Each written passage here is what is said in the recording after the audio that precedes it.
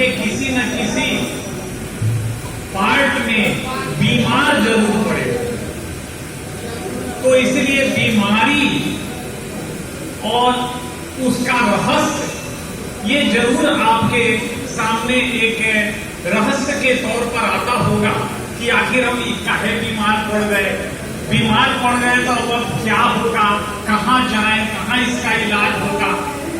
और एक तरह से मैं कहूं तो बीमार पड़ना इस समाज में एक सबसे बड़ी विपत्ति में से एक विपत्ति के तौर पर जरूर आती है।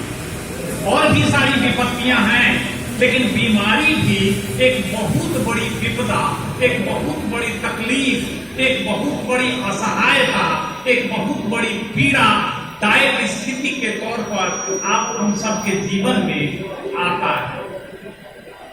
इसलिए यह सवाल पैदा होता है कि आखिर ये बीमारी आया कहां से, इस बीमारी का कारण क्या है।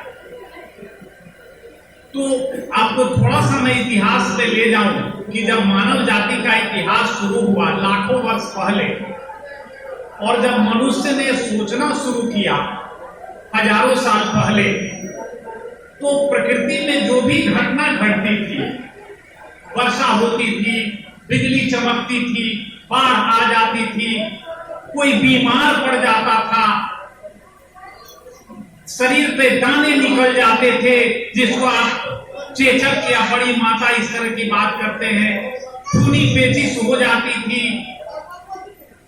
देह का रंग पीला हो जाता था, जिसको आप पीलिया कहते हैं। तो कोई उसका कारण समझ में नहीं आता। ये भला चंगा आदमी था, चल रहा था, काम कर रहा था, शिकार पर जा रहा था, ये कहां से, ये क्या हो गया है।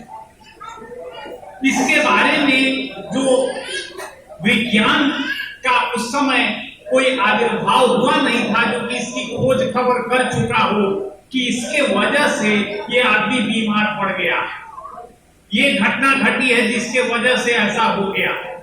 तो जितना उसके बुद्धि का स्तर था, ज्ञान का जो स्तर था, और समाज के विकास का जो स्तर था, जो जंगल की अवस्था थी, उसके अनुसार वो यही सोच पाता था कि ये किसी दैवी शक्ति का, कोई अदृश्य शक्ति का कारनामा हो सकता है कि भला चंगा आदमी आखिर बीमार कैसे पड़ गया। जरूर कोई ऐसी शक्ति है जो इसको अभी तक स्वस्थ था, इसको बीमार कर दिया। और तब वो उस अदृश्य शक्ति को इसके लिए जिम्मेवार मान करके, उससे डर करके, उसकी पूजा, उसका टोटका, उसको खुश करने के लिए प्रयास करने लगा ताकि ये आदमी जो बीमार पड़ गया ये ठीक हो जाए। इसी क्रम में साथियों हमारे समाज में झाड़ फूक की प्रथा जो है वो पैदा हुई। झाड़ फूक आया, भक्ता का कॉन्सेप्ट आया, डायन का कॉन्सेप्ट आया कि बुरी नजर से बीमार पड़ गया है, क्योंकि ज्ञान ही नहीं। और इसीलिए इलाज के तौर पर यही था, झाड़ फूक था।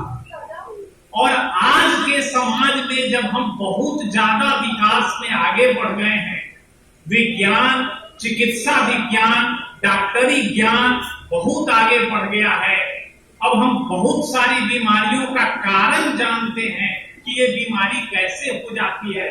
फिर भी आप देखते हैं कि यह जो पुराना अंधविश्वास है, जंगल के जीवन के समय जब मनुष्य बहुत ही शुरुआती अवस्था में था, उस समय जो उसका अज्ञान है आज भी हमारे साथ लगा हुआ है।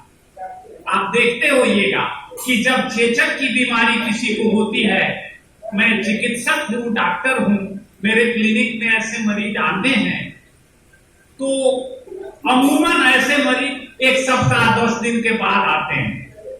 अरे पहले क्यों नहीं आए पूछने पर क्या कहते हैं कि सर माता जी का प्रकोप हो गया था, तो जब तेल उल छुआ गई हो ओकरा बाद आओ।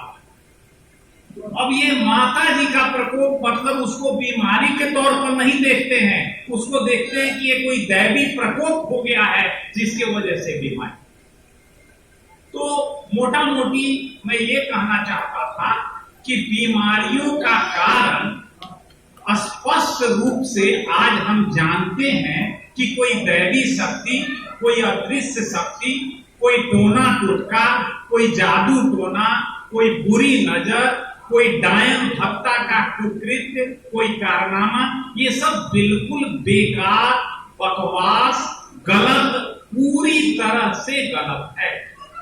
ये तो अपने दिमाग में आप बिठा लीजिए कि आज विज्ञान के समय, विज्ञान के युग में सारी बीमारियों का कारण हम समझ गए हैं।